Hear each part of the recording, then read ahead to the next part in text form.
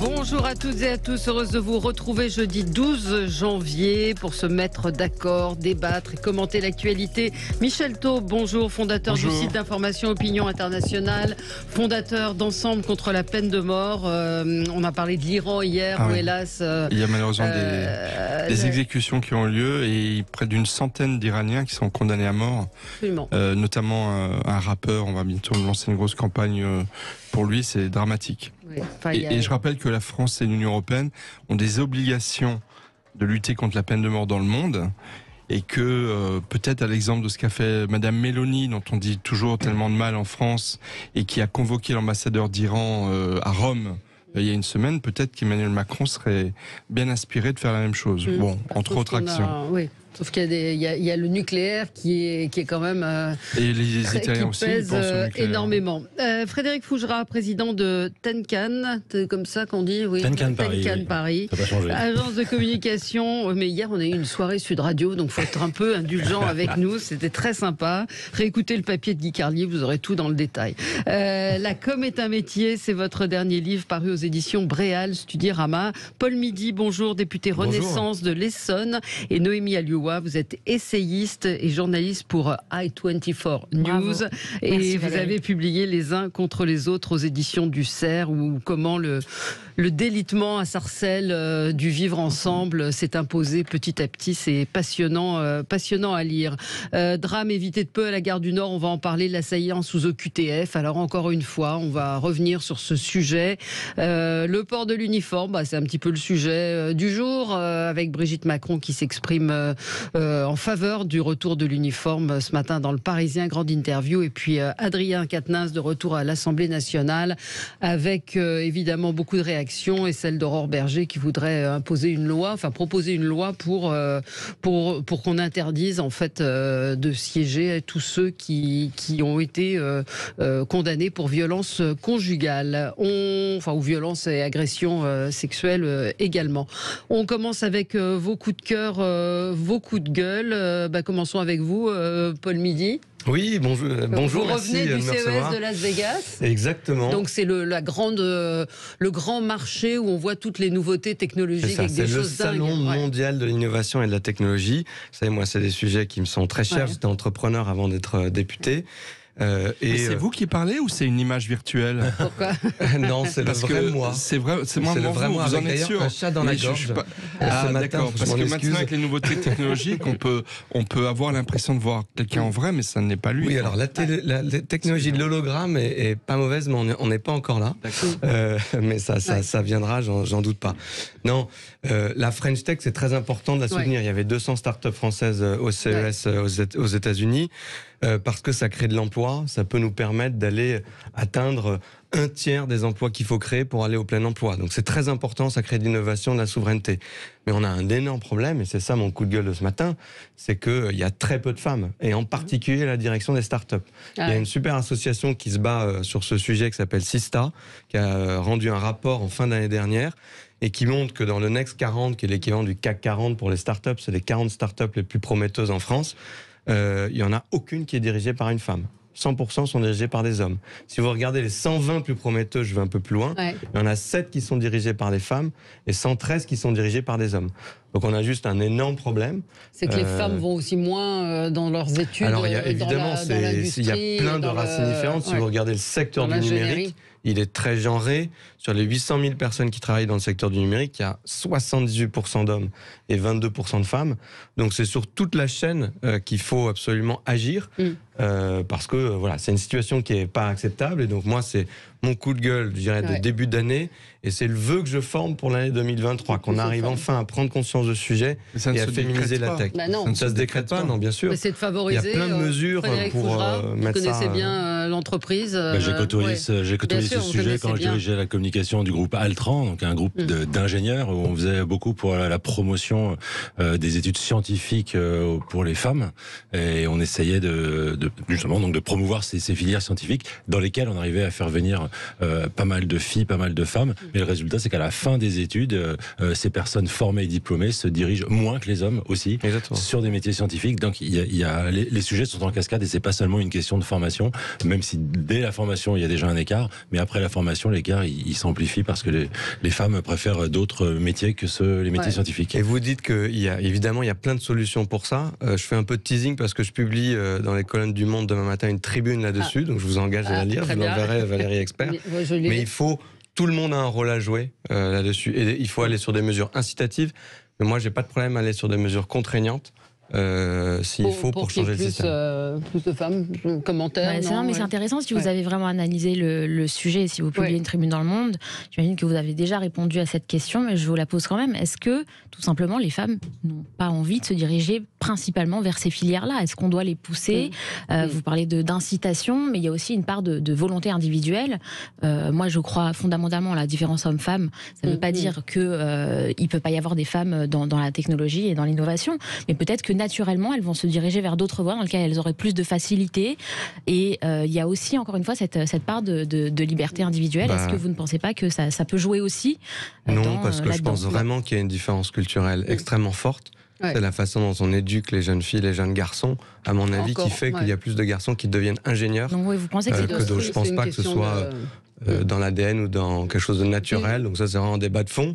Mais je pense que c'est vraiment un débat culturel qui fait qu'on a des différences si fortes. Doivent pouvoir accéder aux plus hautes fonctions, ça on est d'accord là-dessus, que ça c'est une évidence. Il paraît même que le langage informatique, moi je suis très incompétent là-dedans, donc, il paraît même que le langage informatique est genré plutôt masculin.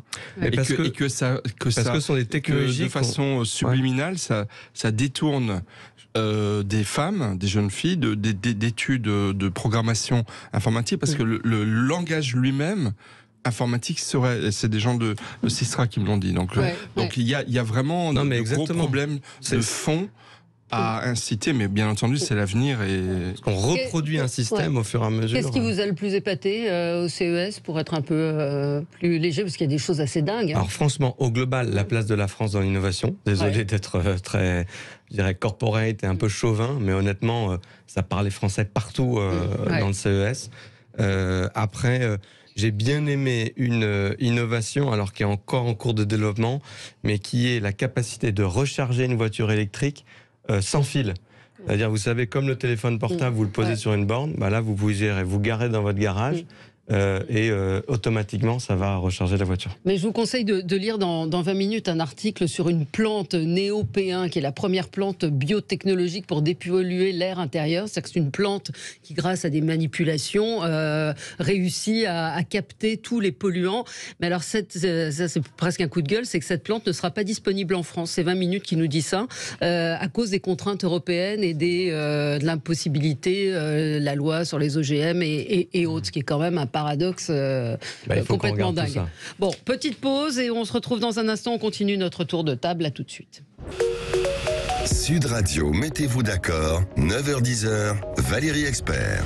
Et on continue notre tour de table. Coup de cœur, coup de gueule. Frédéric Fougera, c'est un coup de gueule.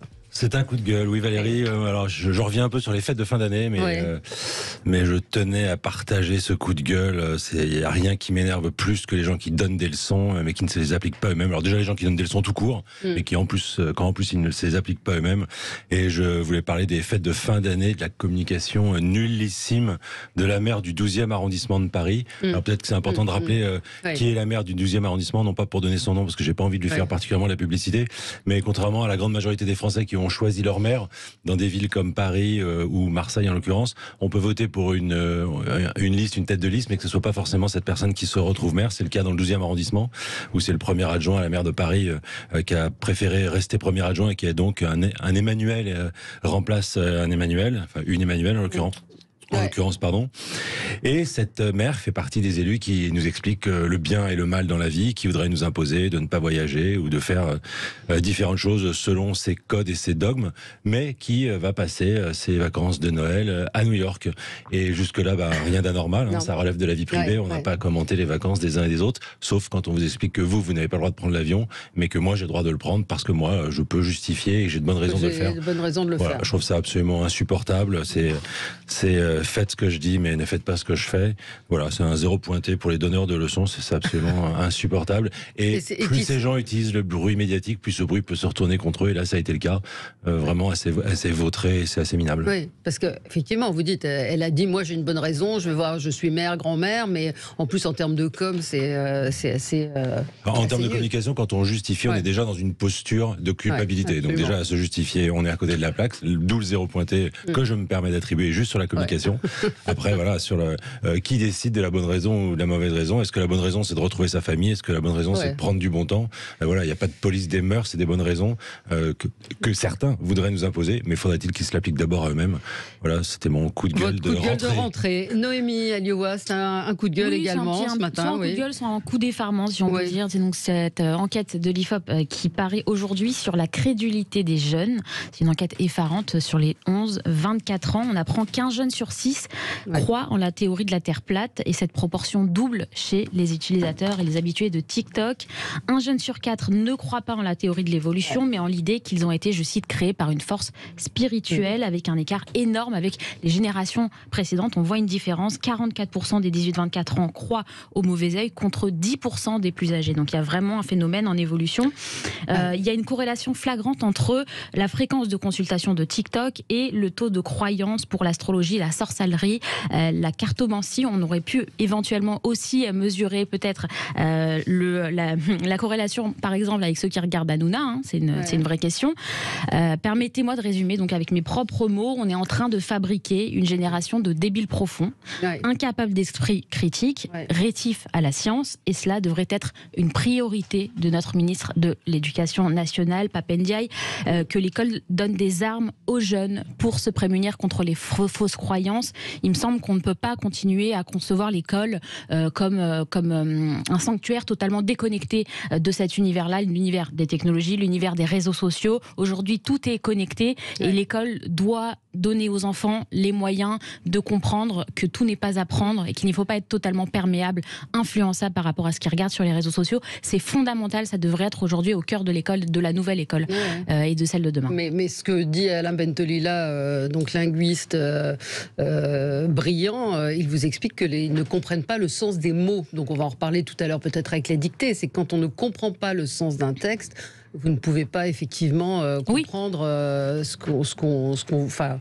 comprendre et décrypter ce qu'on vous dit. Tout à fait, mais c'est lié. L'esprit critique vient aussi avec la capacité de former une réflexion qui vient évidemment avec les mots qui sont à la base de tout. Moi personnellement, ça renvoie à mon coup de cœur parce que moi je voulais parler de Brigitte Macron dans son interview au Parisien qui dit qu'elle est pour la suppression du téléphone portable au lycée, comme il est interdit également au collège.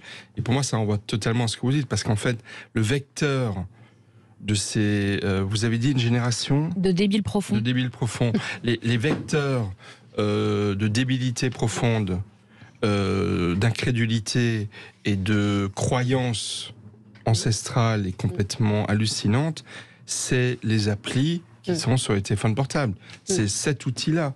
Et donc pour tout parent qui a des enfants entre 10 et 15-17 ans, c'est impossible de lutter contre ce qui se passe là. C'est tout simplement impossible. C'est ni l'école, ni les parents. C'est pour ça qu'il ne s'agit pas d'interdire. Donc, si vous voulez, la question, c'est que si on veut faire de nos jeunes de futurs programmateurs informatiques, métier d'avenir, et ne pas devenir en même temps des débiles profonds parce qu'ils ont été bouffés littéralement, il va falloir prendre des mesures radicales. Moi, je considère qu'il y a une génération sacrifiée, tellement sacrifiée qu'on va arriver très rapidement, et d'ailleurs les États-Unis commencent à s'y pencher beaucoup plus rapidement que nous, à des mesures radicales. Aux États-Unis, il y a une campagne énorme d'interdiction de TikTok. Et ceux qui nous donnent l'exemple, alors vous allez peut-être hurler, mais en Chine, qu'est-ce qu'ils ont fait en Chine ? Il y a 2 ans, ils ont interdit à tous les enfants de faire de l'e-sport. L'e-sport, j'aime pas du tout la formule. Tous les jeux de combat qui mobilisent des centaines de millions de jeunes tous les jours et qui ont des conséquences neurologiques dramatiques, c'est interdit en Chine pour les jeunes, sauf, je crois, 3 heures le week-end. Et d'autres mesures sont en train d'être prises parce qu'ils se rendent compte que les dégâts sont irréparable. Et donc voilà, moi je pense que... Sauf que l'argumentation aujourd'hui, elle il n'y a pas d'argumentation. C'est blanc, noir, j'ai raison, t'as tort, et il n'y a pas de... Même quand vous démontrez les choses, je vois, il y a une étude qui paraît là, un chercheur qui s'est intéressé aux publication du professeur Raoult.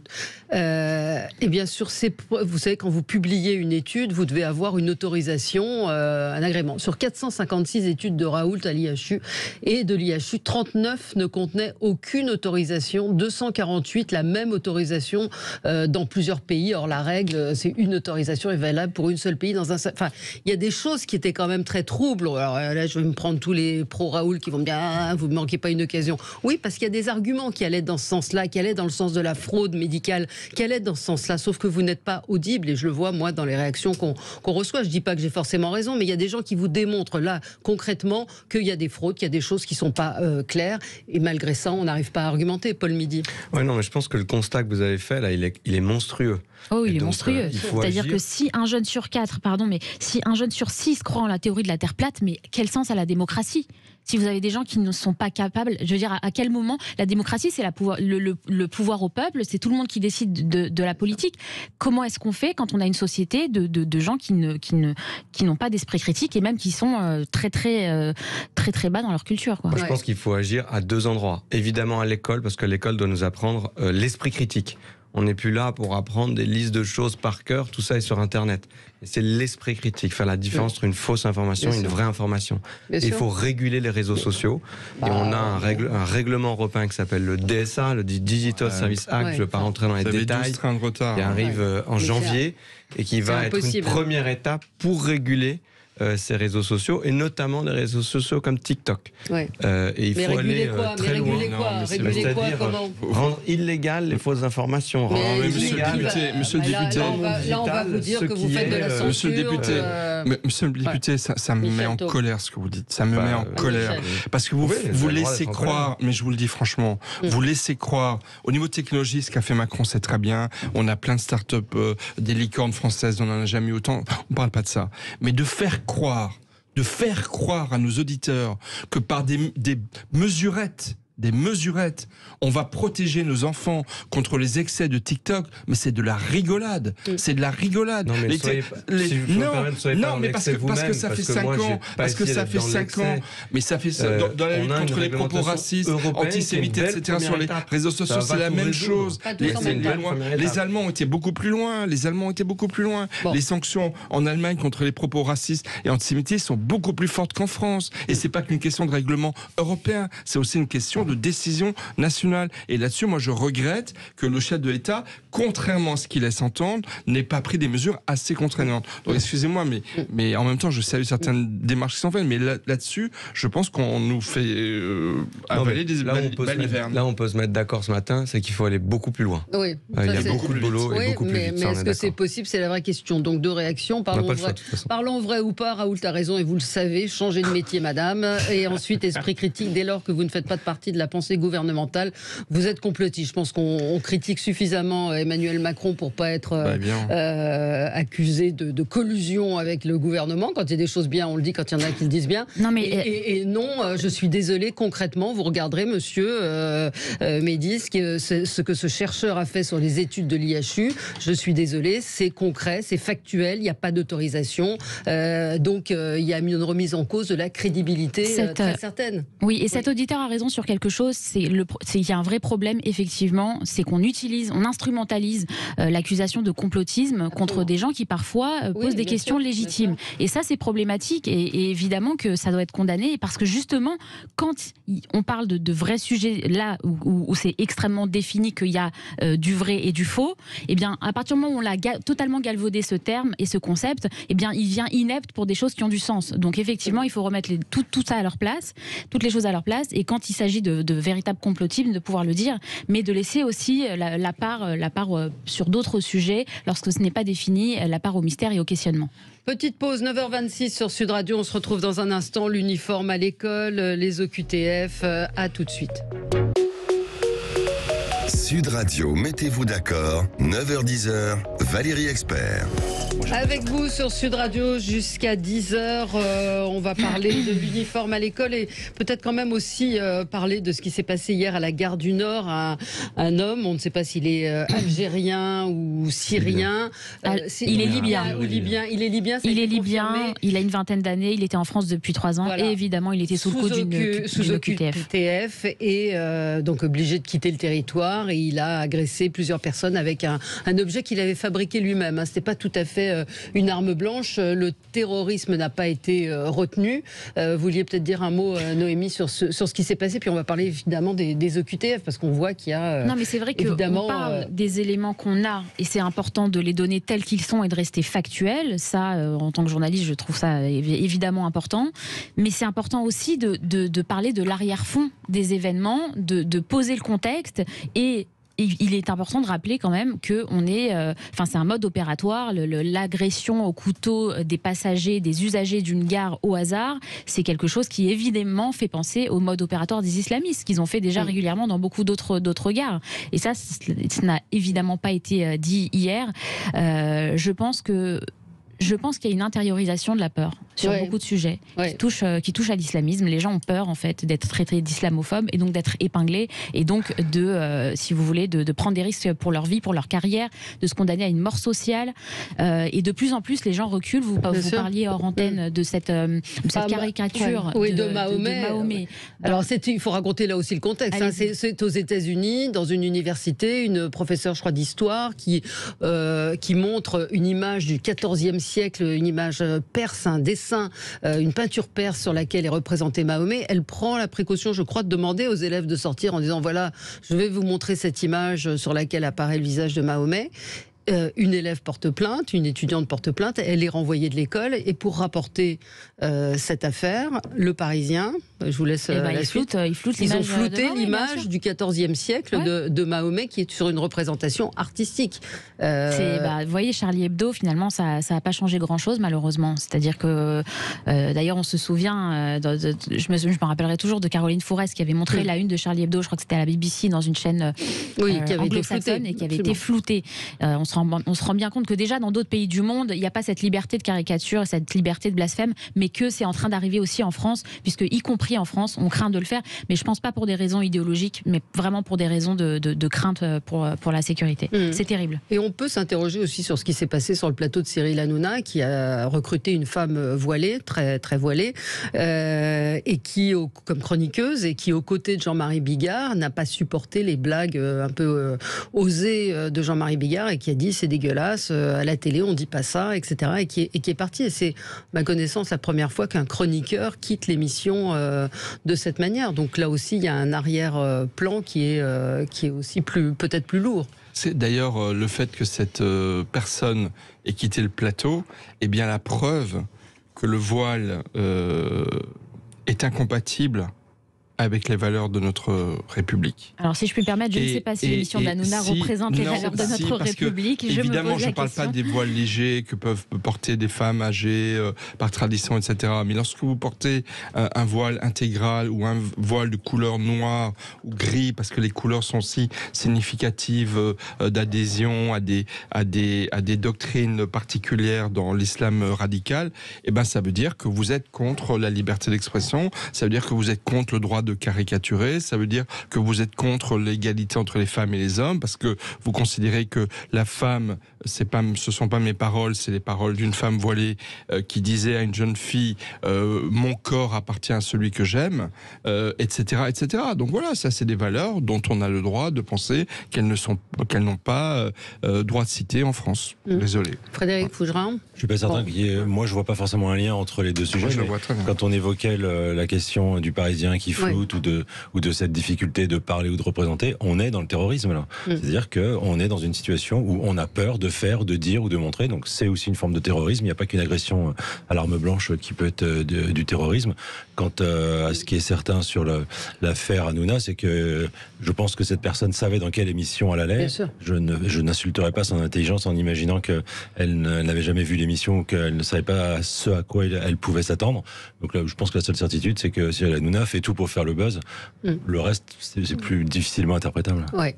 Paul Midi, sur ce qui s'est passé à la gare du Nord, donc 6 personnes blessées, dont une personne plutôt gravement. Lui, il a été aussi, il est dans un état critique. Au QTF, ça montre bien que ça marche pas. Oui, alors moi je voudrais d'abord un premier mot pour les policiers qui étaient sur place, et notamment ceux qui étaient en civil, qui n'étaient pas en service, qui ont réagi extrêmement rapidement, avec beaucoup de bravoure et de courage. 1 minute. Et qui entre 6h42 et 6h43, tout s'est passé, très a été neutralisé. Et qui ont permis que ça n'aille pas beaucoup plus loin. On a 6 personnes blessées, c'est grave, mais on aurait pu avoir des morts sur une agression de ce genre-là. Donc voilà, merci aux policiers qui étaient présents, en service ou pas en service. Ça, c'est mon premier mot. Après, oui, bien sûr, c'est pas satisfaisant la situation sur les OQTF. Pour ce cas-là, il illustre bien les complicités opérationnelles qu'on a sur les OQTF. C'est un citoyen, a priori, qui est libyen. On n'est pas en capacité d'éloigner une personne du territoire français vers le territoire libyen, compte tenu de la situation quasiment de guerre qui est en Libye, mais aussi pour des raisons très opérationnelles, c'est-à-dire qu'il n'y a pas de contact diplomatique qui permettent d'obtenir des laissez-passer consulaires et de renvoyer la personne. Donc ça illustre la difficulté très concrète. Donc c'est une hypocrisie. Par contre, l'OQTF en soi, non, c'est-à-dire qu'on sait qu'on ne peut pas l'exécuter. Alors parfois, effectivement, on donne une OQTF en sachant qu'on ne peut pas l'exécuter, mais pour, je dirais, marquer le coup. Et quand la situation du pays change, dans ce cas-là, l'OQTF est toujours valable, et dans ce cas-là, on peut l'exécuter. Mais effectivement, cette OQTF-là, elle est inexécutable. C'est quand même une nouvelle preuve c'est vraiment une nouvelle preuve de l'impuissance de l'État là sur la question. C'est-à-dire qu'on a eu quand même le ministre de l'Intérieur, Gérald Darmanin, suite à l'affaire Lola, qui a dit qu'il allait durcir le ton, qu'il allait parler. Il a parlé au préfet. Il a vraiment, il en a fait son cheval de bataille. Et là, on nous explique, ah bah non, ce n'est pas encore pas possible. Donc encore une fois, les mêmes causes engendrent les mêmes conséquences. Parce qu'il y a une nuance et une différence entre on va faire mieux et on n'est pas capable de résoudre 100% des cas. Je m'explique. Il y a un projet de loi qui va passer à l'Assemblée nationale et au Sénat après le projet de loi sur retraite, le projet de loi immigration. On va se donner des moyens légaux pour aller beaucoup plus fort sur les OQTF. Je vous donne deux exemples. 1, l'accélération des procédures, et 2, la limitation des capacités de recours. Il y a à peu près une dizaine de critères qui empêchent le juge de donner une OQTF selon la situation de la personne concernée. On veut supprimer 80% de ces critères-là pour être en capacité d'obtenir une OQTF dans beaucoup plus de cas et pouvoir mieux les exécuter. Est-ce que ça va être parfait grâce à cette loi? Non. C'est loin d'être parfait, puisque le nombre de situations catastrophiques... Alors attendez, Frédéric on voit bien que... Je voudrais juste dire qu'on parle d'OQTF, juste rappeler que ça veut dire quand même obligation de quitter le territoire français. C'est pas forcément évident pour tout le monde. Et les mots ont un sens. C'est quoi une OQTF? C'est une mesure administrative d'éloignement. C'est-à-dire qu'on n'est même pas... On a une difficulté à nommer les choses, et donc on utilise un politiquement correct et avec une forme de douceur. Non, c'est une expulsion. On vire les gens. Et si on n'est déjà même pas capable de donner le mot juste pour expliquer ce dont on parle, alors on voit les difficultés qu'on va avoir après à appliquer la règle, et c'est exactement ce à quoi on assiste. Deux petites choses. Il y a une très bonne interview d'Yves Tréhard dans le Figaro de ce matin, où le président congolais Denis Sassou Nguesso explique que si on veut qu'on ait moins de problèmes de migrants en France, il faut aider à régler les problèmes en Libye. Or, ce monsieur est libyen. Et le problème, c'est qu'on peut multiplier les critères réduire plutôt les critères pour avoir un maximum de QTF, mais résultat, vous ne pouvez pas expulser un Libyen en Libye aujourd'hui. Donc la conséquence de votre loi, ça va être quoi? C'est qu'on va avoir 2 ou 3 fois plus de QTF, mais de personnes qu'on ne peut pas expulser. Combien d'Algériens, combien d'expulsions la France et Emmanuel Macron ont-ils obtenu du président algérien, dont les deux parties se prévalent d'excellentes relations depuis quelques mois? Combien d'OQTF la France a-t-elle obtenu vers l'Algérie? J'aimerais le savoir. On n'arrive pas à le savoir. La réalité, c'est qu'il y en a très peu. Et que donc, du coup, vous pouvez multiplier les moyens d'avoir plus d'OQTF, mais vous ne pourrez pas les expulser. Donc le problème, c'est qu'on va, de mesures administratives, on va avoir des mesures judiciaires, mais on n'aura pas les moyens de les appliquer. C'est malheureusement dramatique. Il faut agir sur les deux fronts. Sur la capacité à avoir des décisions d'OQTF, c'est-à-dire des mesures d'éloignement ou d'expulsion, moi j'ai pas peur des mots, c'est très concret. c'est demander à quelqu'un ou l'obliger à quitter le territoire national. On a peur des mots quand même. Non, pas moi en tout cas. Je ne sais pas qui vous parlez, mais pas moi. De ceux qui ont écrit mesures administratives d'éloignement qu'on n'est pas. Les gens qui ne sont pas capables de dire. Non, mais ça c'est un sigle administratif comme il en existe beaucoup. Je pense que c'est un autre sujet. Mais c'est le premier sujet, c'est il faut avoir les décisions de justice. Et deuxième sujet, il faut réussir à obtenir plus de laissez-passer consulaires. C'est l'action qu'il y a eu ces derniers mois avec notamment les pays d'Afrique du Nord qui sont les premiers concernés, Tunisie, Algérie, Maroc, où on a dû aller jusqu'à nous diminuer parfois par 2 la capacité à donner des visas ressortissants de ces pays. Vous êtes revenu dessus. Il y a une augmentation. Non, mais il y a une. Et pour quel résultat ? Il y a une augmentation de laissez-passer consulaires. J'aimerais bien les savoir. Non. Eh bien, je vais vous les trouver pour vous les donner. Avec grand plaisir. Vous dire qu'il y a une augmentation. Est-ce qu'elle est suffisante ? Non. Et c'est pour ça qu'il faut continuer cette action. En tout cas, pour revenir sur ce qui, pour revenir juste sur ce qui vient de se passer, factuellement, c'est un homme qui était sous le coup d'une OQTF, qui a agressé à la gare à 6h42 hier, à la gare du Nord. Il a même blessé 6 personnes, 6 passants, et cette personne n'aurait pas dû être en France. Ça, c'est concrètement. J'aimerais ajouter un autre point que je voulais dire sur ce qui s'est passé à la gare du Nord. Il y a un choix manifestement qui a été fait au niveau des autorités qui peut se comprendre. De qualifier le moins souvent possible de terrorisme, c'est-à-dire saisie du parquet antiterroriste, quand vous avez des faits de ce style-là. À mon avis, c'est un choix qui a été fait, qui pour des raisons peut-être de prévention et de ne pas... Je n'en sais rien, mais ça m'étonne.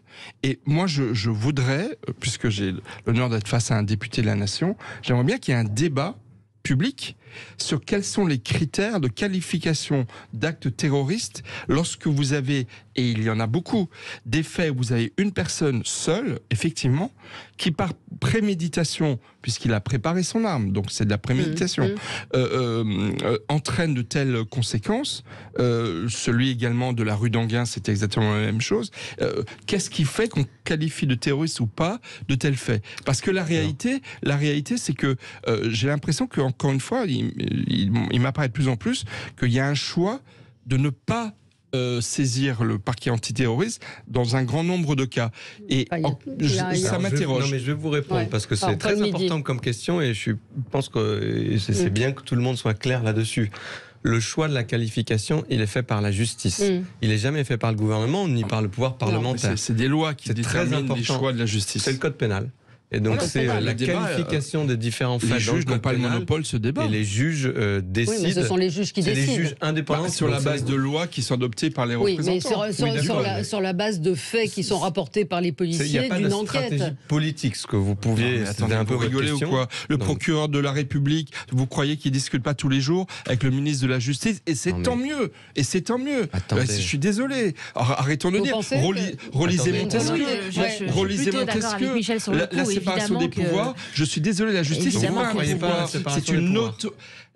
Montesquieu et le ministère de la Justice vous dira la même chose. La justice, c'est pas un pouvoir comme le législatif et l'exécutif. C'est une autorité judiciaire qui est placée sous l'autorité et du législatif par l'adoption du code pénal et de l'exécutif par les débats qu'il y a entre le ministre de la Justice, le Premier ministre, le chef de l'État et les procureurs et les acteurs de la justice. Donc je suis désolé, la question que je pose, elle n'appartient pas aux juges.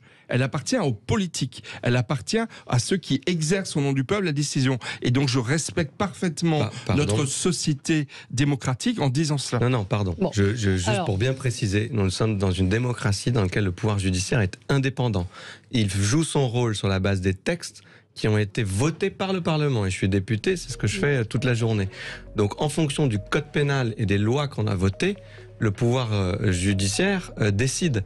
Mais il est indépendant. Et donc, il faut être très clair. Ce ne sont pas des décisions politiques. C'est pas Gérald Darmanin qui décide de qualifier un acte ou non de terrorisme. C'est le juge qui le fait. En tout cas, on sait que ça a des conséquences très concrètes, puisqu'à partir du moment où on considère ça comme étant terroriste, eh bien, il y a très concrètement, dans l'esprit des gens, c'est différent.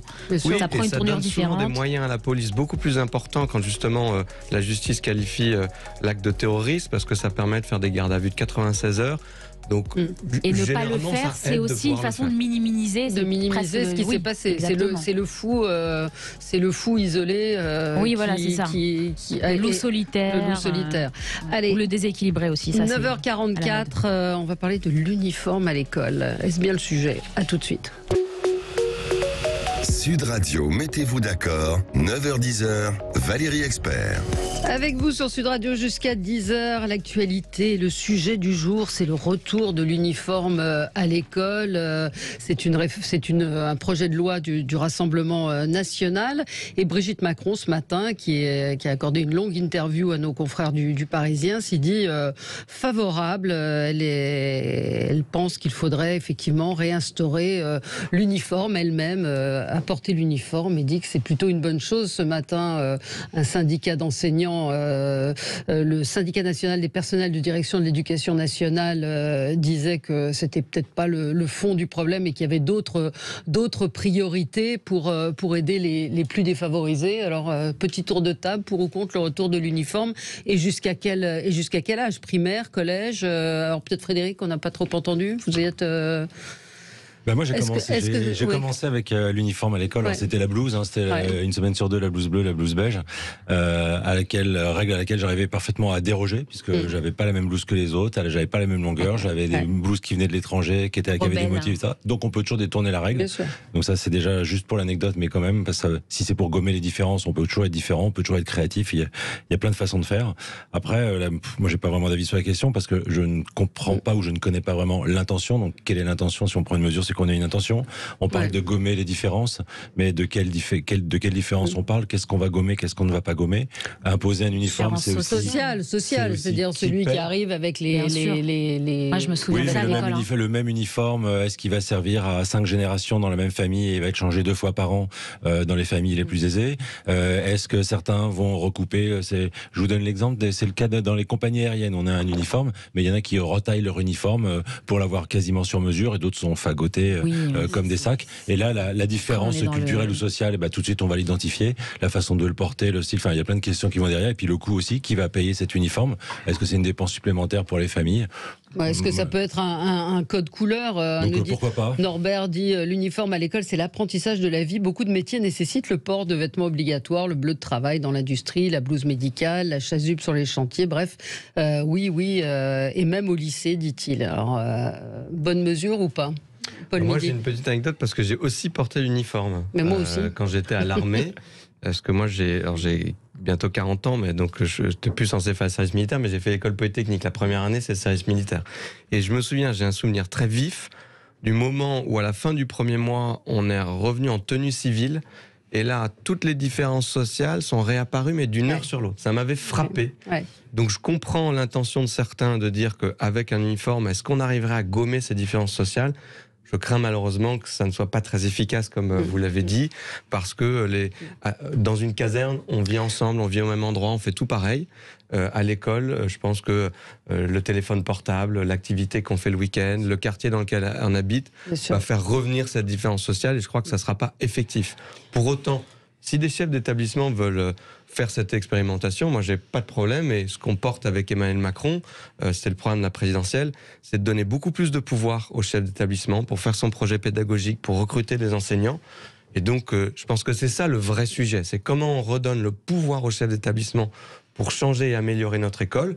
Et c'est un sous-sujet, si jamais certains veulent expérimenter qu'ils le fassent. Alors on va continuer le tour de table, mais ce qui me semble beaucoup plus intéressant, c'est d'abord Pape Ndiaye est contre, donc la première dame de France soit pour, c'est un petit couac.